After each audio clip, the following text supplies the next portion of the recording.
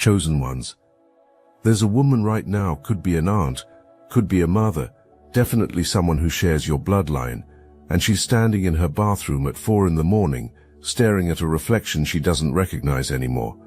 Her hands won't stop shaking, the pills aren't working, the voices in her head sound exactly like yours, repeating every word of power you've ever spoken, and she's screaming at the mirror, begging for just one thing, a time machine to go back before she touches what was divinely protected. But here's the plot twist she never saw coming.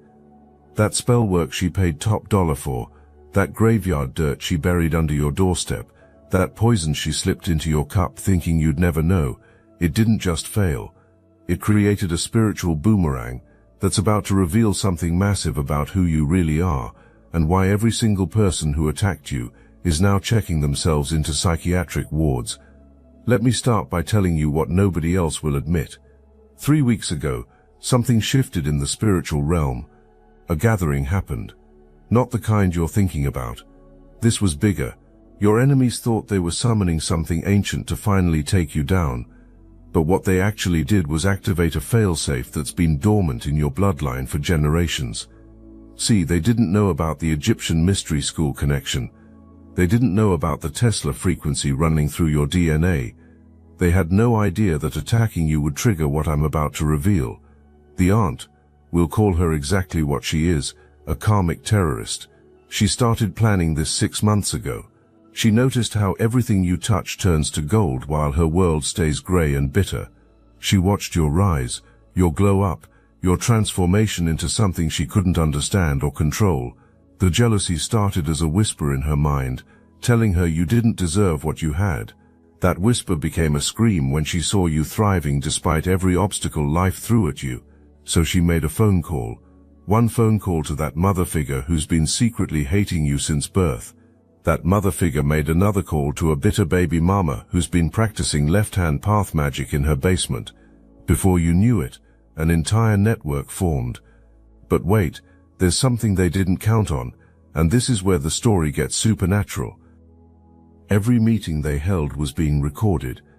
Not by the FBI, though they're involved now too. Not by hidden cameras, though those exist, but by something far more powerful. Your ancestors have been documenting everything in the Akashic records, every single plot, every ritual, every curse, every animal sacrifice, every penny spent on black magic. It's all been notarized in the spiritual court system, and the judge assigned to your case, let's just say they don't play about heaven's elite. The network they built was sophisticated. We're talking about a spiritual mafia with hierarchy, roles and specialized functions. The aunt was the coordinator, organizing meetings and collecting money.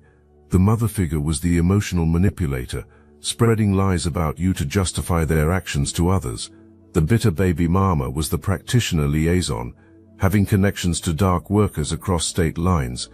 They even recruited that cousin who always asked too many questions about your success, that family friend who never celebrated your wins, that neighbor who watched your house a little too closely.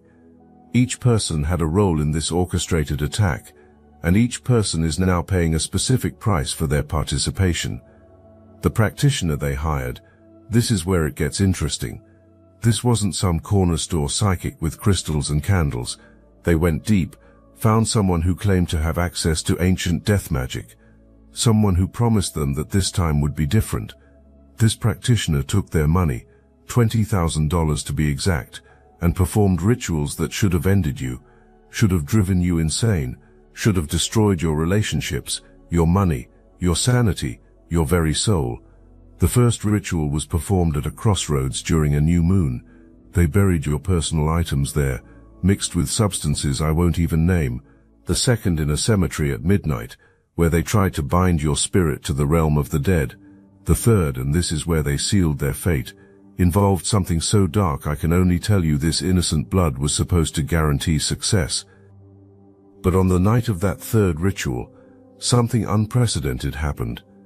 The practitioner had gathered their most powerful tools, bones from sacred grounds, oils that cost thousands per ounce, sigils drawn in languages older than civilization. The ritual began at exactly 3 a.m. The devil's hour they call it. But 15 minutes in, something went wrong.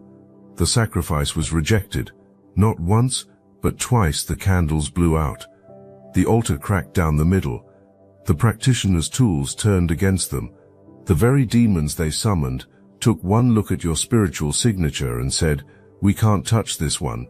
The practitioner tried to force it, invoking names and pacts they'd made with lower realms, but instead of compliance, they heard laughter. Not human laughter, something else, something that made them realize they'd made a terrible mistake. Think about what that means. Even entities from the lower realms recognize divine authority when they see it. Even darkness itself bows to your light. The practitioner tried to hide this failure from your enemies, but the spiritual backlash had already begun. Their entire practice, built over decades, crumbled in a matter of days. Now here's where the rising action starts building into something explosive. The rejection of that sacrifice created what I call a reverse portal. Instead of opening doorways to attack you, it opened doorways into their own subconscious minds. Every dark thought they ever had about you started playing on repeat in their heads. But it wasn't just thoughts. They started experiencing your memories, your pain, your journey. But from your perspective, they felt what it was like to be betrayed by family. They experienced the confusion of being attacked for no reason. The aunt started hearing your voice everywhere, not threatening her, just existing, just being powerful, and it's driving her to the edge of sanity. But here's the twist. She's also hearing her own voice, saying every nasty thing she ever said about you, every lie she told, every curse she spoke. It's like a spiritual echo chamber, where her hatred is being reflected back at her in stereo. She can't turn it off. The doctors find nothing wrong, but she knows the truth. She's being haunted by her own evil. The mother figure. She's experiencing something even worse. Every lie she ever told about you is manifesting as physical pain in her body. That time she said you were crazy. Now she's the one taking antipsychotics that don't work. That time she wished you were dead. Her organs are shutting down one by one. The doctors can't explain it. She knows exactly why, and that knowledge is more torture than any hell could devise. She's tried to confess, but when she opens her mouth to speak the truth, her throat closes up. She's literally choking on her own lies. But wait, remember that bitter baby mama I mentioned? She's the key to understanding how deep this conspiracy goes. She wasn't just doing regular spell work. She was connected to something bigger, something organized, something that's about to make national news. See, these people weren't just trying to hurt you spiritually. They were part of a network, a spiritual mafia that targets chosen ones for their energy, their destiny, their divine inheritance. And you, my friend, were supposed to be their biggest score. If this resonates with your spirit, and you're feeling that cosmic confirmation, hype this video right now, so other chosen ones walking this same path can discover what's really happening behind the veil. Because what I'm about to reveal next changes everything about how you understand spiritual warfare. This network operates like a multi-level marketing scheme for darkness. They recruit people with grievances against chosen ones. They teach them basic curse work. They connect them with practitioners. They take a percentage of any money or energy harvested. The baby mama wasn't just attacking you for personal reasons. She was earning points in this system, working her way up the hierarchy, and promised rewards for taking down someone as protected as you. She recruited 3 other bitter women, creating her own little coven, teaching them what she learned, spreading the infection of organized spiritual crime. The trafficking element. Nobody wants to talk about this, but I will. Some of these people were so desperate to destroy you that they got involved with networks that traffic in human souls, not metaphorically, literally. They made deals with organizations that kidnap innocents for ritual purposes. They put your name on altars where blood sacrifices happen. They tried to trade your destiny for material wealth and power, but every contract they signed with darkness got stamped, returned to sender by the universe itself. Here's a revelation that's going to blow your mind. One of them is about to snitch, not because they grew a conscience, but because the karma hitting their family is so severe that federal investigators are closing in. The person ready to talk is someone you'd never expect. Someone who played the innocent role perfectly. They smiled at every family gathering. They sent birthday cards. They acted concerned about your well-being. But behind closed doors, they were documenting everything for the feds, not to help you but to cover themselves when things went south. The pastor. Let me tell you about this wolf in sheep's clothing. Every Sunday they stand at the pulpit preaching about love and forgiveness. Every Sunday they collect tithes and offerings. But Sunday nights after the congregation goes home, that church becomes something else entirely. The baptismal pool gets used for different kinds of rituals. The communion wine gets replaced with other substances. The altar becomes a place where photographs of chosen ones are burned while curses are spoken. This pastor has been doing this for 15 years. Hundreds of chosen ones have been targeted from that pulpit.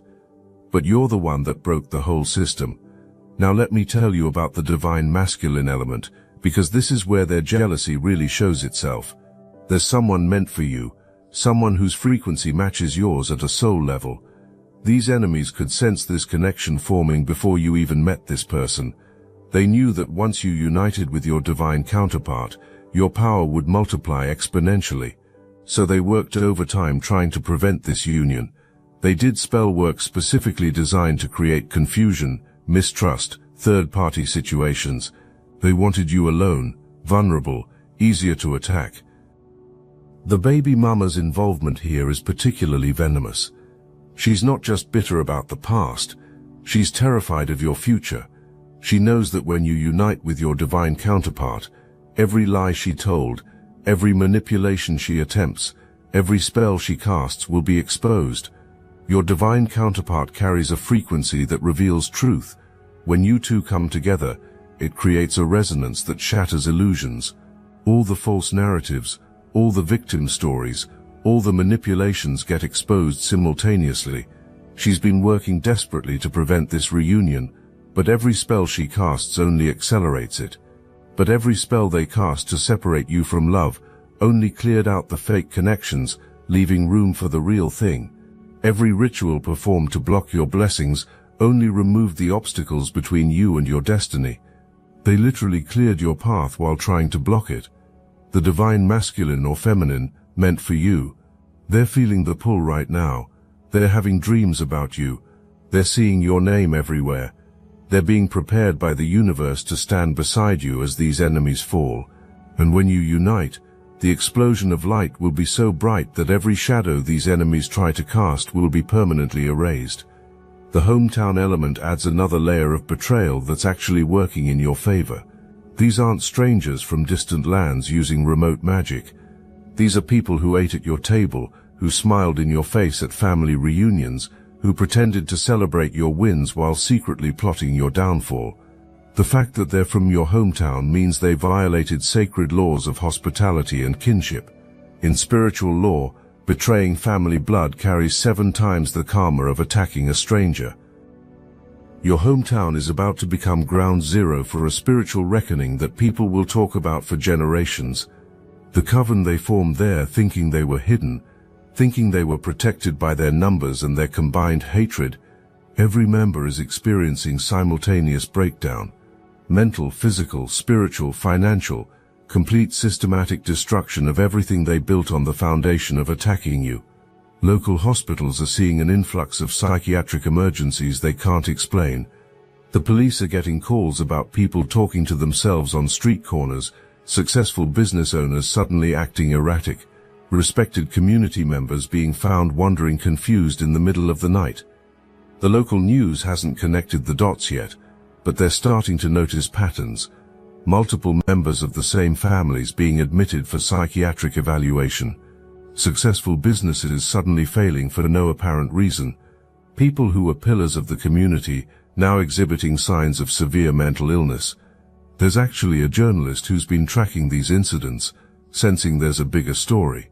They have no idea they're about to uncover evidence of spiritual warfare that will change how their entire town understands reality. Now here's where we reach the climax of this divine drama. The practitioner who took their money.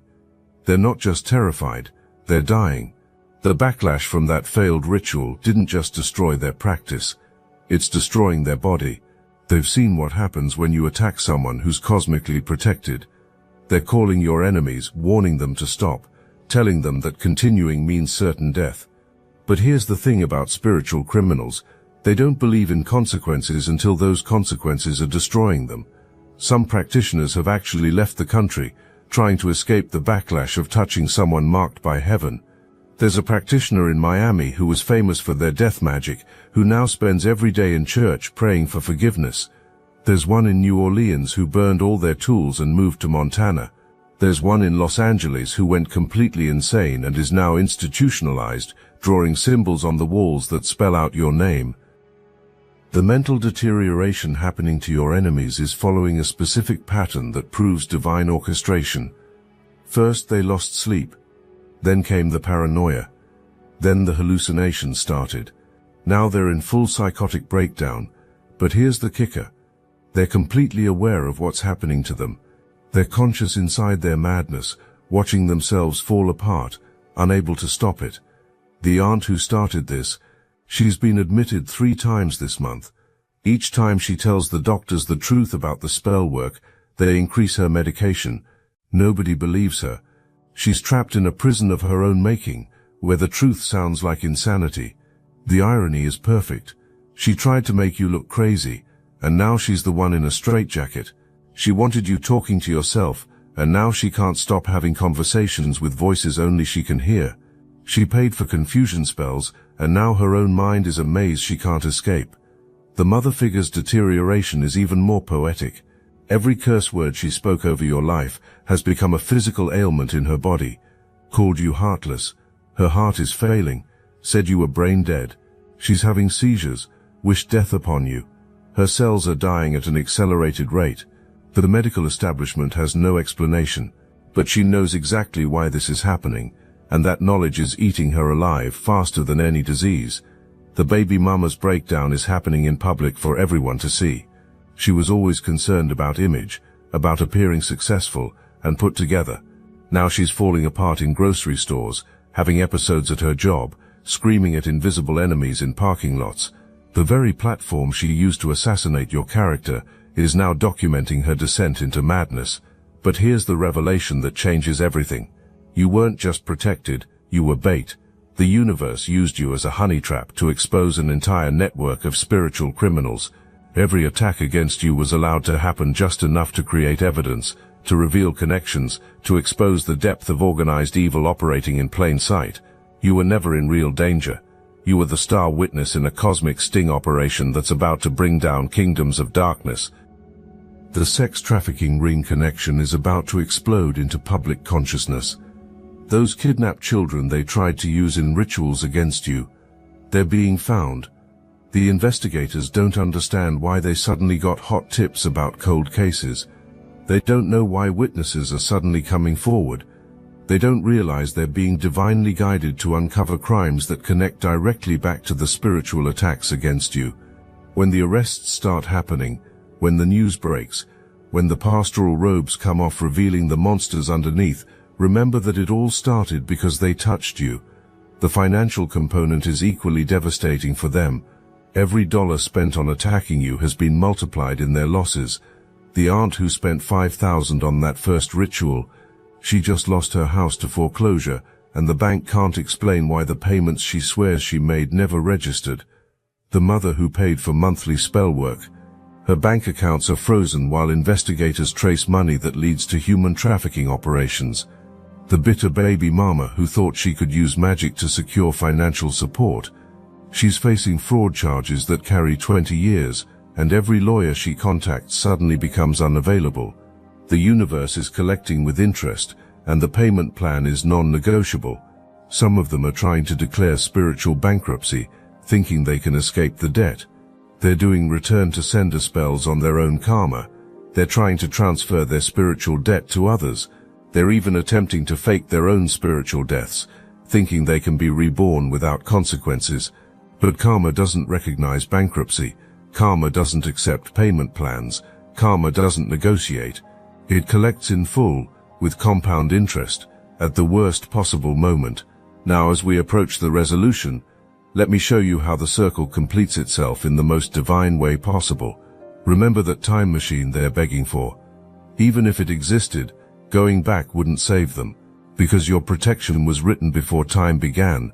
Your victory was decreed before they were born. Every move they made against you was already accounted for in the grand design.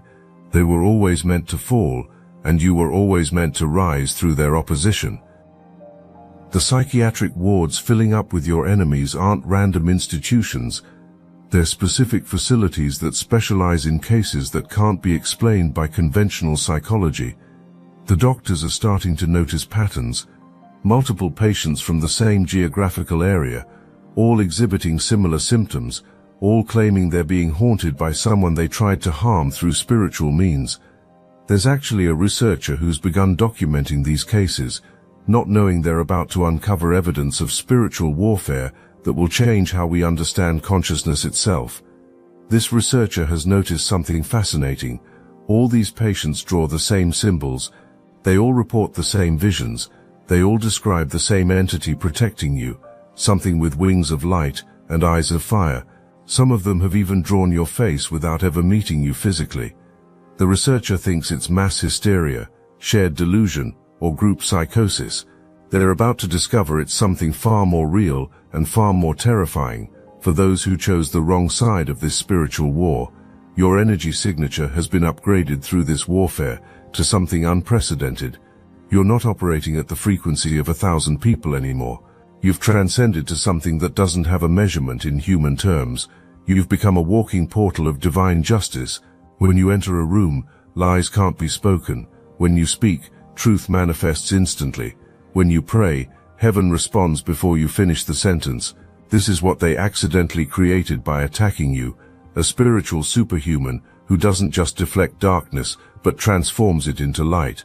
The Tesla reference from earlier, that's about you becoming a free energy device for divine power. You're channeling electricity from the source that doesn't deplete, doesn't need recharging, doesn't follow earthly physics. Your very existence is rewriting the rules of what's possible. The healings happening around you, the synchronicities, the sudden revelations people have in your presence, it's all because you've been transformed into something these enemies never imagined could exist. You've become something science hasn't named yet. A quantum spiritual being operating in multiple dimensions simultaneously. While your physical body walks the earth, your spiritual body is testifying in cosmic courts. While you sleep, your soul is gathering evidence in other realms. While you work your regular job, your higher self is commanding legions of angels. This is why your enemies are experiencing such complete destruction. They're not fighting you, they're fighting every version of you across all dimensions simultaneously. The generational impact of their failure is staggering. Their bloodlines are being stripped of power that was stolen from others over centuries. The curses they inherited and passed down are all being returned to sender simultaneously. Children, grandchildren, great-grandchildren who haven't even been born yet have been freed from contracts these people signed in darkness. The spiritual wealth they thought they were accumulating has been transferred to you and those like you. Every ritual they performed became a deposit in your spiritual bank account. Their family trees are being rewritten in real time. Children are suddenly remembering things their parents did. Spouses are discovering hidden altars in basements. Siblings are finding evidence of rituals they never knew about. The family secrets that enabled this evil to flourish for generations are all being exposed simultaneously. Family reunions have become interrogations. Holiday dinners have become crime scene investigations. The very bonds they thought would protect them have become chains of evidence, linking them all to spiritual crimes. The divine justice being served isn't just personal, it's institutional. The church cult is losing its tax-exempt status. The pastor is facing charges that will put him away for life. The congregation members who participated in the attacks are losing everything they thought they gained through dark prayers. The very building where they performed their rituals is being investigated for health code violations that will shut it down permanently. Every institution that harbored these spiritual criminals is being dismantled from the inside out. But the institutional collapse goes beyond just one church. This is triggering investigations into religious organizations nationwide. Suddenly patterns are being noticed. Financial irregularities that were overlooked are being examined. Missing persons cases near certain churches are being reopened. The entire religious industrial complex that enabled spiritual warfare against chosen ones is being exposed and dismantled. Your case is the domino that's toppling an entire system of spiritual oppression. But you're thriving in ways that make their destruction even more complete. Every business idea you have succeeds. Every relationship you enter is blessed. Every door that was closed has not just opened, but been removed from its hinges. You're walking in a level of favor that makes their curses look like children playing with toys. The contrast between your rise and their fall is so dramatic that even skeptics are starting to believe in divine justice. Your success isn't just personal, it's prophetic.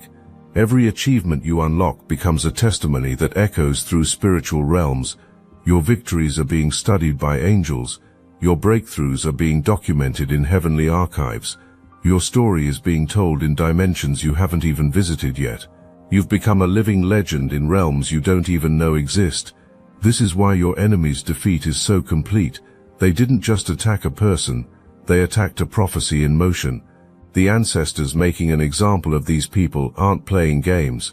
They're creating a spiritual precedent that will be referenced for millennia. Future generations of practitioners will study what happened to those who attacked you as a cautionary tale.